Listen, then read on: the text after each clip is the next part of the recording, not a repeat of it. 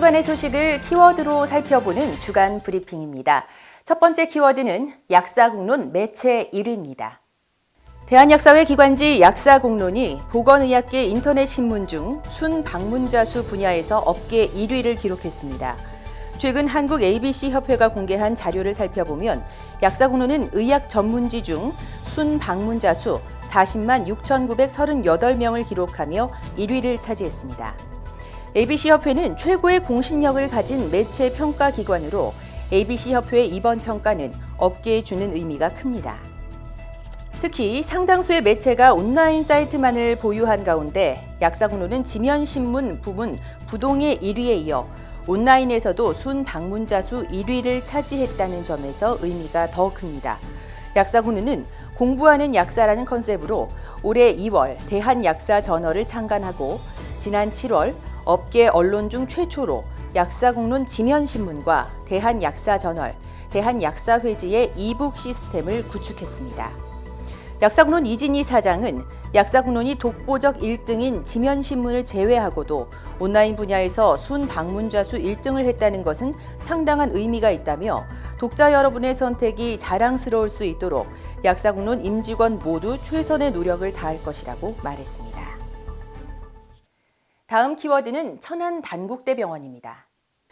천안단국대병원이 유도매상에 매각한 부진의 약국개설 법적 공방이 항소심에서 약국개설 불가로 판결됐습니다. 대전고등법원은 23일 약국개설 등록 불가 통지 처분 취소 소송 항소심에서 천안단국대병원이 유도매상에 매각한 건물 내 약국개설과 관련해 불가 처분을 내린 해당 지역 천안시 보건소의 판단에 문제가 없다며 항소를 받아들였습니다. 원심에서 대전지방법원은 이 사건의 약국개설이 사실상 의료기관의 시설 또는 부지의 일부를 약국으로 직접 분할하는 것과 같이 볼 수 있는 경우에 해당하지 않아 천안시의 약국개설 등록 거부는 위법하다며 약국개설을 신청했던 A약사의 주장을 인정했습니다. 하지만 대전고등법원의 판단은 달랐습니다. 법원은 이 사건 점포는 의료기관인 이 사건 병원과 공간적, 기능적으로 밀접한 장소로 의료기관의 구내에 해당하는 곳으로 인정된다고 밝혔습니다. 근래 건물 소유권 및 이용 상황 등의 변경에 따라 현재는 의료기관의 구내에 해당하지 않는다고 보더라도 이 사건 점포는 의료기관과 약국개설 사이에 시간적, 공간적, 근접성 및 담합 가능성 등에 비추어 볼 때 사실상 병원의 시설 또는 부지 중 일부를 약국으로 직접 분할하는 것으로 볼 수 있다고 판단했습니다. 법원은 의료기관의 시설 또는 부지의 일부를 분할한 곳에 해당한다고 보는 것이 타당하며 천안시가 약국개설 등록 신청을 약사법 제20조 제5항 제2호 3호에 위반된 것으로 판단해 약국개설을 불허한 판단은 정당하다고 봤습니다. 마지막 키워드는 세종 충남대 문전약국입니다. 세종 충남대병원 문전약국가에서 개원 초기부터 호객 행위 의혹이 제기됐습니다. 병원 개원 후 채 일주일도 안 돼 발생한 일입니다.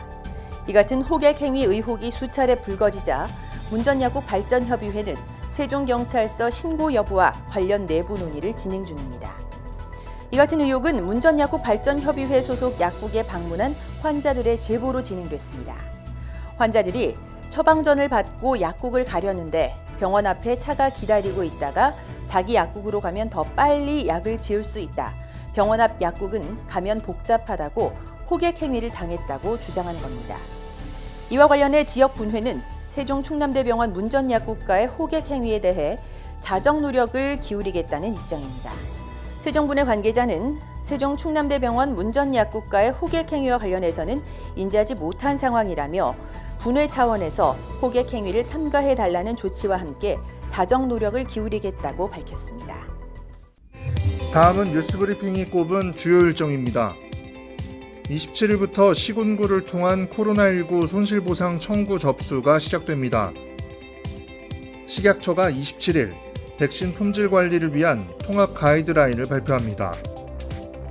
식약처는 28일 부당 광고 인플루언서 점검 결과를 발표합니다. 식약처는 31일 크릴 오일 제품 수거 검사 결과를 발표합니다. 지금까지 뉴스 브리핑이었습니다.